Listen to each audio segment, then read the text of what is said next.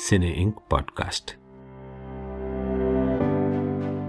आप सुन रहे हैं cine ink podcast series Lovleen Mukesh. बात निकलेगी तो फिर दूर तलक जाएगी।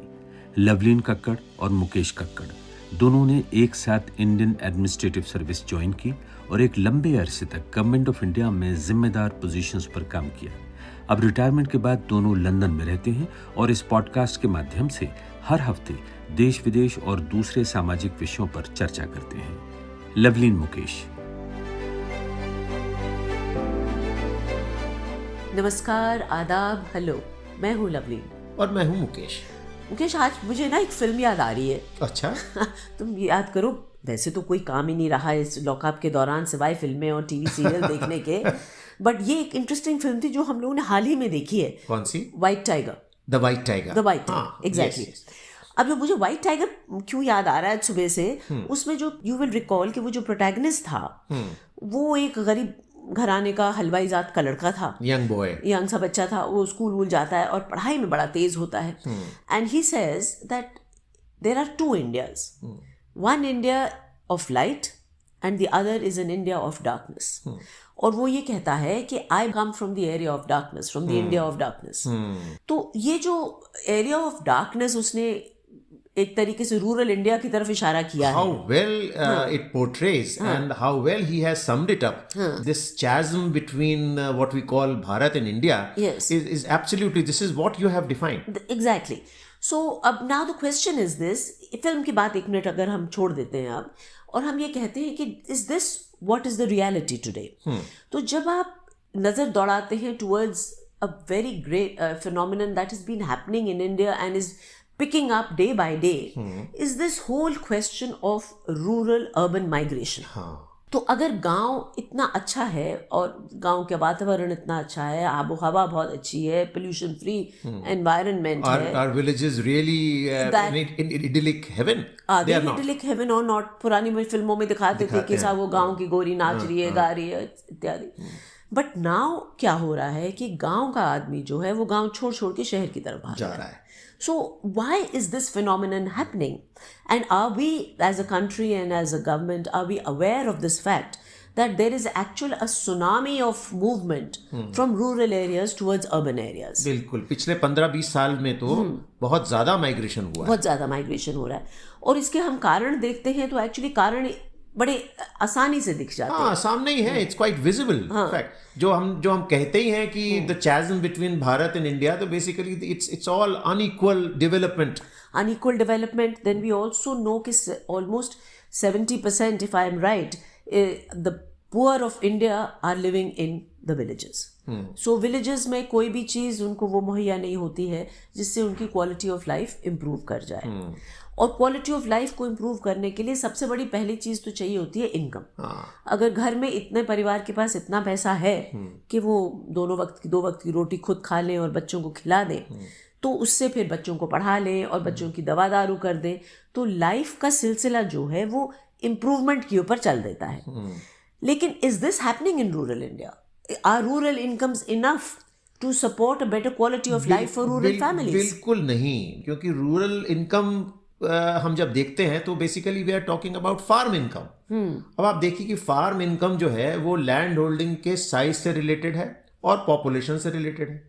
तो एक तरफ तो जब आपकी पॉपुलेशन बढ़ी तो लैंड होल्डिंग का साइज कम होता गया, और जब लैंड होल्डिंग का साइज कम हुआ तो आपकी इनकम कम हो गई। अब पिछले 50 साल में जो लैंड होल्डिंग का साइज है वो एवरेज साइज कम हो के लगभग 1 एकड़ के पास करीब आ गया है।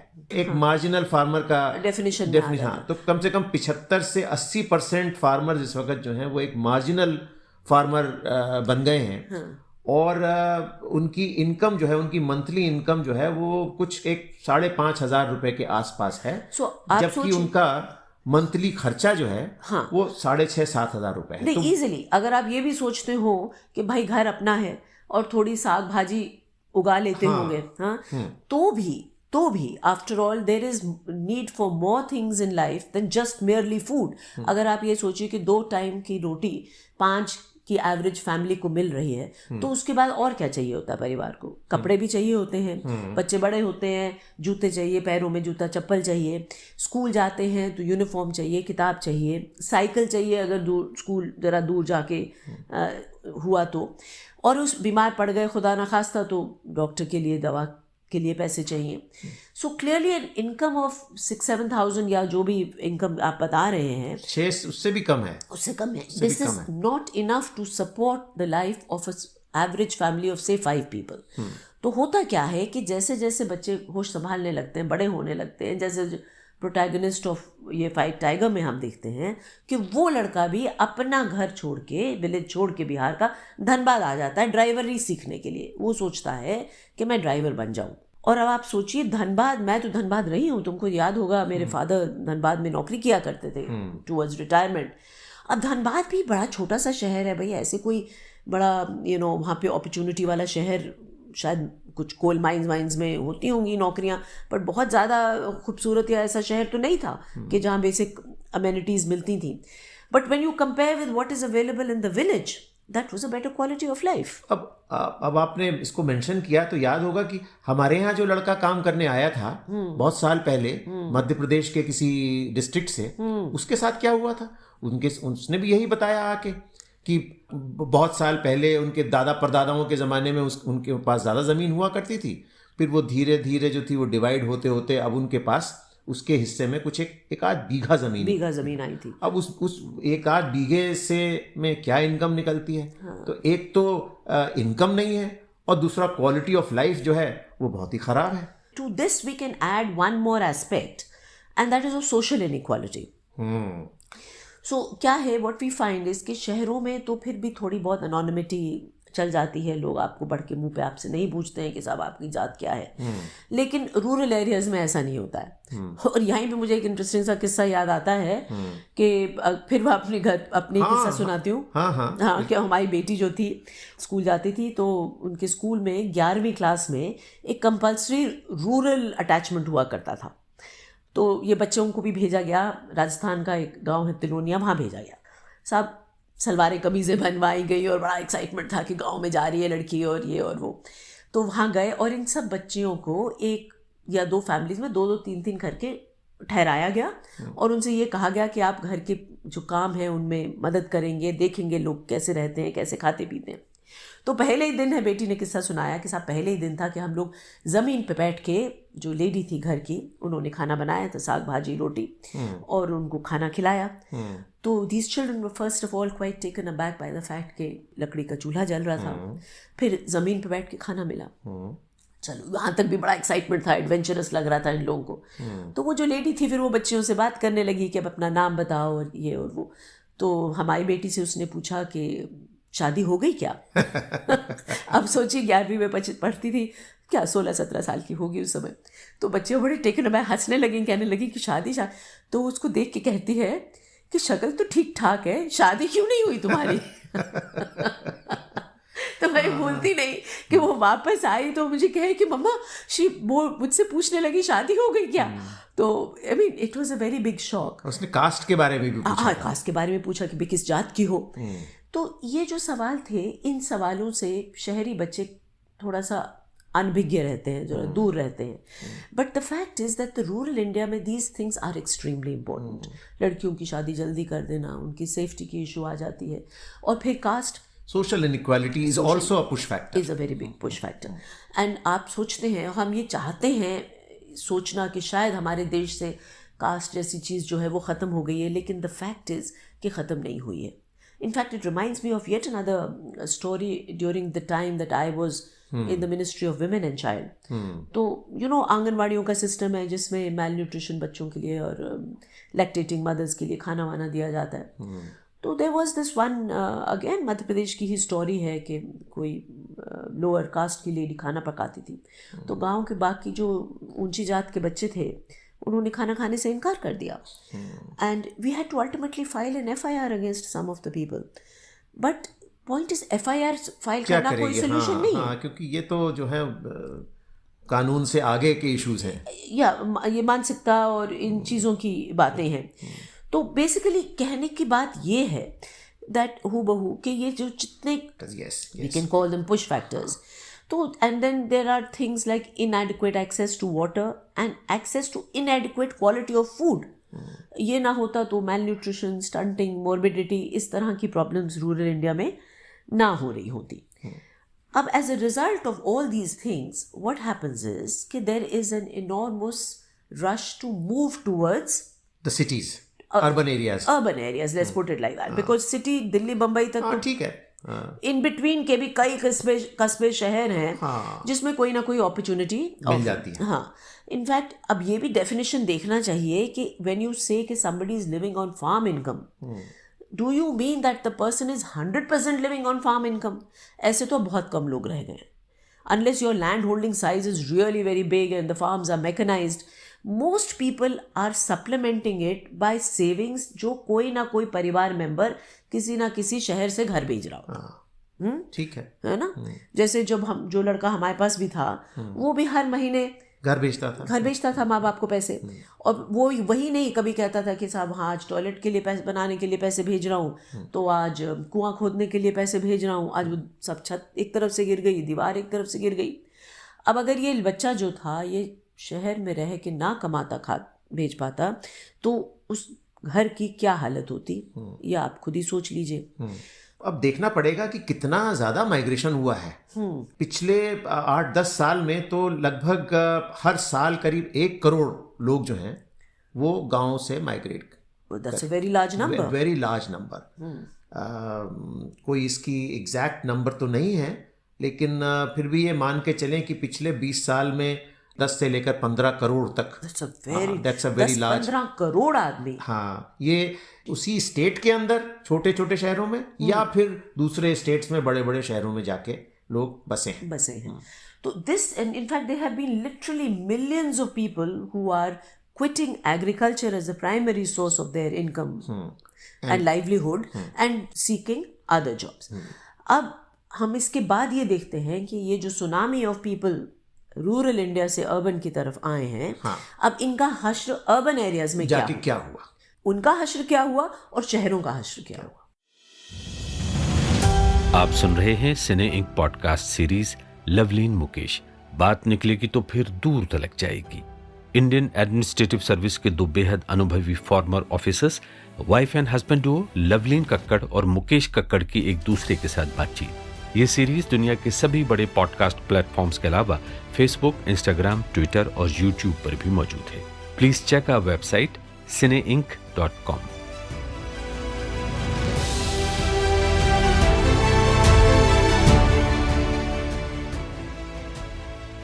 Coming back to urban centers, Mukesh, I remember once कि Delhi's chief minister had once said कि करीब 3 लाख आदमी रोज दिल्ली ट्रेन से आता है नेबरिंग स्टेट से. So whether that figure is exact at that time or is exact today is difficult to say, and whether it is just Delhi, Bombay, Calcutta, Bangalore, yeah, it includes hundreds of middle level. हाँ, middle level भी है. Initially तो ये बात सही है कि 2011 और 2017 में जो लोग माइग्रेट किए तो उसका काफ़ी लोग जो हैं वो दिल्ली आए, लेकिन उसके बियॉन्ड डाउन साउथ तक लोगों ने माइग्रेट किया है. यूपी, बिहार, उड़ीसा से. Not just to the cities, of course many of them have also migrated to Punjab and other places as कटाई बटाई और इस टाइप के काम के लिए. But बहरहाल the total number of people who have left their own villages and gone to urban centers looking for better quality of life or livelihood is approximately 1 crore per annum. हाँ, it has been like that for many years now. For many years now. As a result of that, we need to look at one very important question. Presumably they came because they were not earning enough in the rural areas या उनकी needs fulfill नहीं हो रही थी. तो अगर ऐसा है तो क्वेश्चन उठता है कि अगर जब आप अर्बन सेंटर्स में आ गए तो क्या आपकी क्वालिटी ऑफ लाइफ इम्प्रूव हुई? पहले तो ये देखिए कि ये जो लोग गए अर्बन सेंटर्स में, शहरों में, तो ये कहाँ जाके खपे, मतलब इन्होंने कहाँ काम मिला इनको. हाँ, तो लार्जली ये 3 सेक्टर्स में गए हैं. एक तो कंस्ट्रक्शन सेक्टर, किसी भी तरीके के कंस्ट्रक्शन हो, सड़क का कंस्ट्रक्शन हो, बिल्डिंग्स, बिल्डिंग्स का कंस्ट्रक्शन। एक तो कंस्ट्रक्शन इंडस्ट्री के अंदर लार्जली ये लोग गए। दूसरा मैन्युफैक्चरिंग में, जहाँ जहाँ I see.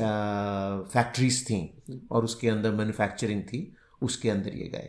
और एक बहुत बड़ा नंबर जो था वो सर्विसेज सेक्टर में गया, both formal as well as informal. अब कैन वी इलस्ट्रेट, जैसे फॉर्मल में क्या मतलब आप? फॉर्मल मतलब जो थोड़े बहुत लोग पढ़े लिखे थे या जिनके पास थोड़ी सी स्किल्स थी, वो तो इस तरीके से हो गए जैसे अमेजॉन डिलीवरी वाले हो गए, पिज्ज़ा डिलीवरी वाले हो गए, या किसी टेलीफोन सेंटर्स, कॉल सेंटर्स होते हैं, हाँ। कॉल सेंटर्स में काम करने लगे, वेटर्स हो गए, वेटर्स हो गए, और डोमेस्टिक्स हो गए। ड्राइवर्स इसमें आएंगे? नहीं, ये वो इनफॉर्मल सेक्टर में डोमेस्टिक्स हैं, ड्राइवर्स हैं, फिर आपके सड़क पे चाय की दुकानें हैं, ठेले हैं, तो इसके अंदर सब आ गए, या वो पान बीड़ी की दुकानें हैं, हाँ, एटसेट्रा, इसमें आ गए ये लोग। अब इसके बाद ये देखना जरूरी है कि इनकी इनकम कैसी रही, ये इनकी इनकम बढ़ी या कम हुई पहले से। तो ऐसा लगता है कि इसका कोई स्टैटिस्टिक्स तो अपने पास एग्जैक्ट नहीं है, लेकिन जो इंडिया की इस वक्त पर कैपिटा जीडीपी है वो करीब लगभग 1,35,000 रुपए सालाना है। तो ये अर्बन जो लोग माइग्रेट करके आए हैं, इन सब की इनकम इस एवरेज से ज़्यादा है। तो ये देख के लगता है कि इनकी पर मंथ जो इनकम है, it ranges from anywhere from 15,000 to 25,000। तो as compared to their earlier income in the rural, वो इनकम तो इनकी बढ़ गई, हो सकता है डबल ही हो गई हो। हाँ, डबल भी हो गई, डबल से भी ज्यादा हो गई। लेकिन is it enough considering the costs of living in an urban center as compared to the cost of living in a rural center? हाँ जी। तो एक तो शहरों में रेंट ज्यादा है, किराया ज्यादा है, दूसरा लिविंग कॉस्ट हायर है, और तीसरा आप ये नहीं समझती कि जब आप शहर में आते हैं तो कुछ थोड़ा सा आपके ऊपर एक प्रेशर होता है, कुछ ज़्यादा चीज़ें आपकी नीड्स बढ़ जाती हैं। आप सिगरेट पीना शुरू कर देते हैं, या आप पिक्चर देखना जाना चाहते हैं, या आप कपड़े बेहतर चाहते हैं। नहीं, एक लाइफस्टाइल चेंज भी हो जाता है, बिकॉज आप देखते हो टीवी के ऊपर देखते हो कि लोग पिज्ज़ा मंगा रहे हैं, तो आप अपने बच्चे के लिए आप उसको जो है एस्पिरेशनल लाइफस्टाइल हो जाता है। एग्जैक्टली, हाँ। और दूसरा यहाँ पे एक चीज़ और हम लोग ने रियलाइज, गाँव में तो फिर भी साइकिल वाइकल से इधर उधर चले जाते हैं, पर शहरों में payment for the bus and the metro is also an expenditure, that is your transportation cost is also added on to your cost. So with the result कि इनकी लाइफ इस तरीके से तो इम्प्रूव हुई कि इनका मंथली खर्चा तो निकल रहा है, लेकिन अल्टीमेटली इनके हाथ में कुछ नहीं आ रहा है, इन द सेंस कि they are not able to make any substantial savings.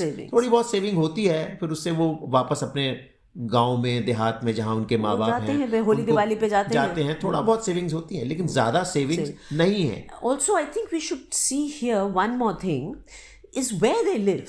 हाँ, the quality of life is a very important question. Yeah, so they are all concentrated in what we see in, at least in Delhi and Mumbai and other cities also, large slums that are supporting big urban centers, big urban colonies.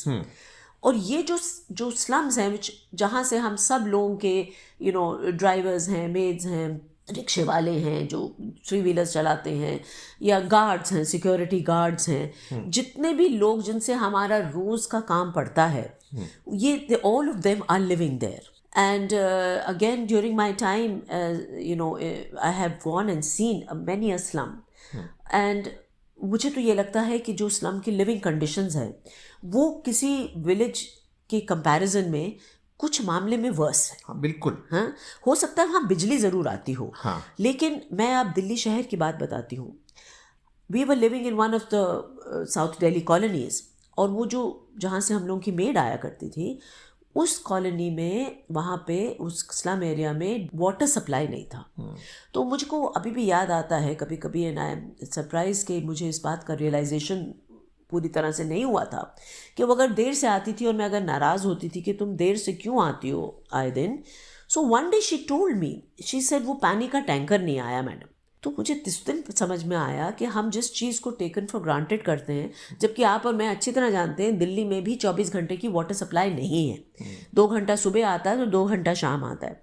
लेकिन वो जो slum था जहाँ से हम लोग के यहाँ सेवक आते हैं, वहाँ पे वाटर सप्लाई भी नहीं था, पाइप ही नहीं है, तो वो टैंकर जाता है जिससे पानी आपको भरना पड़ता है। So how is that different from filling water in a village, for example? हाँ, तो इस पर्सपेक्टिव से तो उनकी क्वालिटी ऑफ लाइफ कुछ इम्प्रूव नहीं की। ओवरक्राउडिंग, वी ऑल नो कि एक कमरे में 10-10 लोग रह रहे हैं मिलके, थोड़ी सी जगह है, उसी में बच्चे भी हैं, बूढ़े भी हैं, सभी इकट्ठे रह रहे हैं, तो एक्सेस टू वाटर नहीं है, तो फ्रैंकली एक्सेस टू सैनिटेशन भी नहीं है। Again the same lady who used to work for me one day told me कि मुझे 25,000 का एडवांस चाहिए। तो पूछा जब कि भाई किस लिए चाहिए, तो कहने लगी कि बेटी बड़ी हो रही है, मैं अब अपना टॉयलेट बनाना चाहती हूँ। सो आप सोचिए, टॉयलेट भी नहीं था। तो इन the question that comes to my mind is, whereas there is a problem of rural areas not meeting the needs of people, but urban areas जहाँ पे जाके rural migratory population खप रही है, वहाँ भी तो उनको वो नहीं मिल रहे हैं जो उनको मिलने चाहिए। और उनके पास सेफ्टी नेट भी नहीं है। There is no safety net. कोई इस तरफ किसी का ध्यान भी नहीं गया है। हालांकि प्लानर्स को ये अच्छी तरीके से मालूम था कि पिछले 15-20 साल में कितने लोग जो हैं वो रूरल से अर्बन एरियाज में माइग्रेट कर रहे हैं, लेकिन फिर भी उनके सेफ्टी नेट की तरफ जो है कोई भी ध्यान नहीं दिया गया। और शायद ये जो था एक बहुत ही पॉइग्नेंट तरीके से उभर के आया जब अभी कोविड का जो हुआ था, जब लॉकडाउन हुआ था, तो उसमें जिस तरीके से अर्बन एरियाज में जो माइग्रेंट वर्कर्स थे, when they started returning to their homes, तो उनकी किस तरीके से Yes, Mukesh. In fact, I was talking to some friends of mine in the neighborhood, and actually people were absolutely horrified. I do not think there is a more poignant image of the COVID-19 pandemic than thousands, lakhs of rural migrants leaving the cities as far away as 2,000 kilometers from their home village and walking back home. हाँ। उस समय ना कोई उनके लिए बस का इंतज़ाम था, ना कोई ट्रेन का इंतज़ाम था, ना कोई गाड़ी चल रही थी, हर जगह लॉकडाउन कर दिया गया, कोई सोर्स ऑफ इनकम नहीं बची। एंड एज यू सेड, क्योंकि सेविंग्स नहीं थी, तो कोई महीना 2 महीने से ज़्यादा दे were not in a position कि वो खाना भी खा लेते। So they had no choice. So many people came on TV and said कि हमको मकान मालिक ने कहा है कि या तो किराया भरो या घर खाली कर दो। तो ये इतना poignant image था जिसके लिए शायद forever it will remain in the minds of national and international press कि that was the image of what the pandemic did to people. And which again brings this whole question, rural life worse है कि urban poverty worse है। The question that really comes to your mind then is कि एक कोई unequal development हो रहा है देश में, या कि rural areas पे focus कम रहा है? What is it that we have done wrong? What is it that we could have done better? देखिए, ये एक बात तो तय है और हम पहले भी कह चुके हैं कि जो रूरल एरियाज हैं वो डेवलपमेंट के हिसाब से बहुत पीछे रह गए। तो हमको रूरल डेवलपमेंट के सब्जेक्ट को नए नज़रिए से देखना होगा। हमारी बहुत सी स्कीम्स हैं जो रूरल डेवलपमेंट के बारे में बात करती हैं। रूरल रोड्स होनी चाहिए, हम रूरल एरियाज में इंडस्ट्रीज़ लाने की भी बात करते हैं, लेकिन ये सारी बातें हम डिसएग्रीगेटेड तरीके से करते हैं। उसके ऊपर एक इंटीग्रेटेड हमने उस पर ध्यान नहीं दिया है।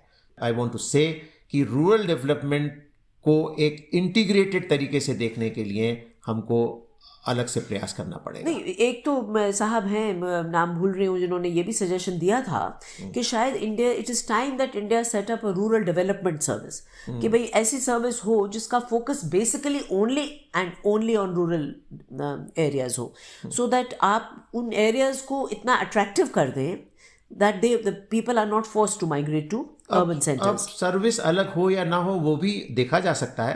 बेसिक बात तो ये है कि हमारे जो डेवलपमेंट के जितने भी पैरामीटर्स हैं वो सब अर्बन सेंट्रिक हैं बेसिकली। कि हम बात करते हैं कि हाईवेज हमारे बन जाएं, हमारे ब्रिजेस बन जाएं, हमारे एयरपोर्ट सुधर जाएं, हमारे यहाँ मेट्रोज आ जाएं, ये तो काफ़ी अर्बन सेंट्रिक बातें हैं। तो इसको अगर भारत को इंडिया के करीब लाना है तो हमको एक रूरल डेवलपमेंट का एक बैलेंस डेवलपमेंट की बात करनी पड़ेगी। बैलेंस डेवलपमेंट की हमको बात करनी यहाँ पे I must mention one thing that in the last some years there has been a tremendous movement in India by NGOs and committed activists जो रूरल एरिया में जाके they have made wonderful examples of helping and supporting rural people to develop such industries and such local entrepreneurship जिससे उनकी income बढ़े and to help them stay back in the rural areas and improve matters there. But unfortunately, these are examples that are scattered and none of them are that big that they have been able to form a movement.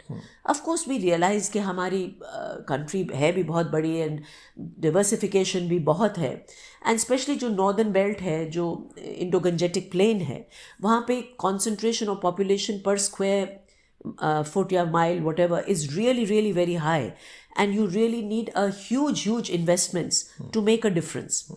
And somewhere along the way, I don't know whether you will agree with me या मेरे सुनने वाले भी इत्तेफाक करेंगे कि नहीं इस बात से, but I do think that maybe we needed to focus on keeping our family size small. बीच में for various reasons ये focus हट गया और उसका खामियाजा हम आज भुगत रहे हैं. बिकॉज यू रिमेंबर कुछ साल पहले तक जब हम गवर्नमेंट में थे तो लोग कहते थे कि साहब हमारा जो पॉपुलेशन है ये हमारा डिविडेंड है, यू नो ना. लेकिन वो डेमोग्राफिक डिविडेंड तो इसलिए हमको नहीं मिला क्योंकि because they are neither skilled nor educated. They were neither skilled nor educated. So obviously somewhere this narrative went wrong. And if the numbers had been less, then जिस तरह की population press की वजह से हम problems देखते हैं, हो सकता है those problems could have been less. But nevertheless, so if India is not that literate, then focusing on skilling India is also one way out. In one of my previous jobs, I was also involved a lot in skilling. And skilling also की एक problem है कि skilling purely urban focused है. Because जब हम skill करते हैं तो किस तरह की jobs के लिए skill करते हैं, वो jobs ही urban centers में available हैं. वो जैसे call center में जो बच्चे जाते हैं, calls receive करते हैं, all of them are in urban centers. They are not anywhere else. Hospital का जो lower level staff होता है, जो technicians हैं, paranurses हैं and others हैं, those again are largely centered here.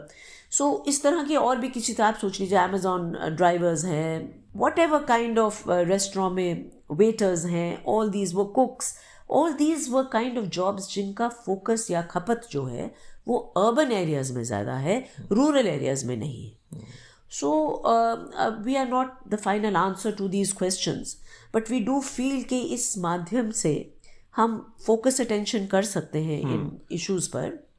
और एक चीज़ फाइनली मैं और कहना चाहूँगा कि मैंने अभी थोड़ी देर पहले सेफ्टी नेट की बात की थी, तो इसकी तरफ प्लानर्स को बहुत ध्यान से देखना होगा कि रूरल एरियाज़ में भी as well as in urban areas जो लो पेड एम्प्लॉयज़ हैं, whether in the formal sector और इन द इनफॉर्मल सेक्टर, उन सब के लिए सेफ्टी नेट का इंतज़ाम करना, वो किस तरीके से किया जाए, ये बहुत एक गंभीर समस्या है. कुछ खुलासा करेंगे कि व्हाट डू यू मीन? नहीं, सेफ्टी नेट का मतलब यह है कि जैसे मैं और आप जब नौकरी में काम करते थे तो हमारी एक पार्ट ऑफ हमारी जो था, हम अपने पेंशन उसके लिए कंट्रीब्यूट करते थे और बाद में हम वो जो था वो हमको एक लंप सम भी मिला और अब हमें पेंशन भी मिलती है. तो ये हमारा एक सेफ्टी नेट है. तो हर वर्कर का एक सेफ्टी नेट होना चाहिए. Yes, and that should be the employer's duty to match the savings. Absolutely. चाहे वो फॉर्मल सेक्टर में हो, चाहे वो इनफॉर्मल सेक्टर में हो. Yes. In fact, अगर आप एक मिनट के लिए डाइग्रेस कर रही हूँ आपकी बात से, कि जब आप कंस्ट्रक्शन लेबर ही देखते हैं तो यू रियलाइज कि कंस्ट्रक्शन जो बड़ी बड़ी बिल्डिंग्स, पता नहीं 100 माले की बिल्डिंग बन रही हैं, लेकिन जो लेबर काम कर रही है उनके लिए उनके बच्चे जो हैं वहीं रेत की ढेरी पर वहीं लुढ़क पुढ़क रहे हैं, वहीं सो रहे हैं, वहीं पका रहे हैं, वहीं खा रहे हैं. Surely it should be the duty incumbent on them that they make sure that there is some kind of access to schooling or some shelter for the children. सिर्फ पेंशन कंट्रीब्यूशन की बात नहीं है. Safety net also means their access to health facilities. Or schooling. Or schooling. Yeah. So all these are important questions and I feel that मुझे इस बात की खुशी है कि देश में इस और थिंकिंग बढ़ने लगी है, एक्टिविस्ट्स इन बातों को बहुत रेज करते हैं, एनजीओ सेक्टर जो है वो बढ़ के बात करता है. Even when this whole migrant issue happened, it's a matter of pride that even more than the government it was the NGOs and even some of the Sikh organisations जो बढ़ के जिन्होंने इतना काम किया, इतने लोगों की सेवा करी. सो इससे एक लेसन ये निकल के आता है that it's about time we really give in our minds towards bridging the gap. हाँ, क्योंकि अगर ये सब नहीं होगा तो ना तो भारत और इंडिया के बीच में जो गैप है वो भर पाएगा, ना इंडिया थ्राइव कर सकता है, ना ये जो लोग जो पॉवर्टी ट्रैप में फंसे हुए हैं, ना ये उस पॉवर्टी ट्रैप से निकल पाएंगे. और जब तक वो ना निकलेंगे तब तक इंडिया एक इम्पॉर्टेंट पावर या एक डेवलप्ड नेशन किसी कतई ही नहीं कहला नहीं बन सकता. हाँ. सो देखिए, हर बार हम लोग बड़े भारी भरकम और डिफिकल्ट सब्जेक्ट्स में उलझ से जाते हैं. So how are we going to lighten the environment today? Environment तो लाइटन नहीं कर पाऊंगा, लेकिन एक गाना सुना दूंगा जो एक माइग्रेंट जो नया शहर में आया है और उसको लगता है कि मैं कहाँ जाऊं, कैसे करूं, क्या करूं. तो ये उसकी सर्वाइवल का उसका एक गाना है, तो ये मैं आपको सुनाता हूँ. एक अकेला इस शहर में, रात में और दोपहर में, आबोदाना ढूंढता है, आशियाना ढूंढता है, एक अकेला इस शहर में. इन उम्र से लंबी सड़कों को, इन उम्र से लंबी सड़कों को, मंजिल तक पहुंचते देखा नहीं, बस दौड़ती फिरती रहती हैं, हमने तो ठहरते देखा नहीं. इस अजनबी से शहर में जाना पहचाना ढूंढता है, ढूंढता है, ढूंढता है, एक अकेला इस शहर में, रात में और दोपहर में, आबोदाना ढूंढता है, आशियाना ढूंढता है, एक अकेला इस शहर में. इन उम्र से लंबी सड़कों को मंजिल पे पहुंचते देखा नहीं. ऐसा लगता है कि ये गीत जो था ये उन माइग्रेंट्स के लिए लिखा गया जो केरला, कर्नाटका, मुंबई, दिल्ली, अलग अलग शहरों से लंबी सड़कों पर पैदल चल दिए. ये इमेज अपने जहन में रखिएगा सुनने वालों. Thank you very much. फिर मिलेंगे. लवली मुकेश.